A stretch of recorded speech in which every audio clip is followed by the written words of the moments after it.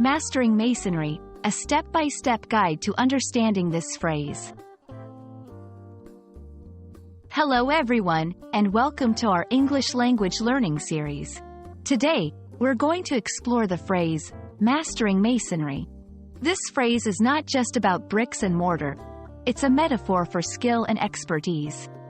Whether you're a language enthusiast or just curious about English expressions, this video is for you. Let's dive in and unpack this interesting phrase.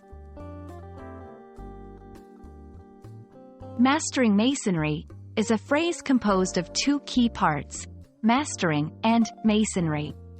To understand it fully, we need to break down each component. Mastering. This word implies gaining complete control or knowledge over something. It's about achieving a high level of skill or expertise.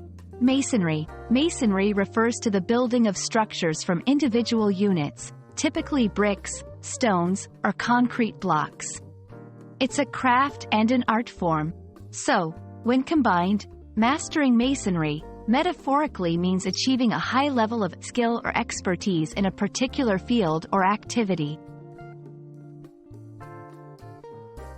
Now that we know what the phrase literally means, let's explore its metaphorical use. Skill and expertise. In many contexts, mastering masonry can be used to describe someone achieving great skill in any field, not just in building.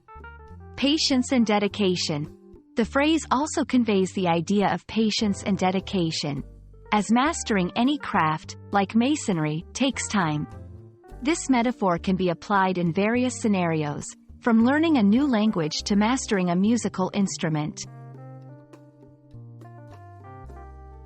To help you better understand how to use this phrase, here are some example sentences.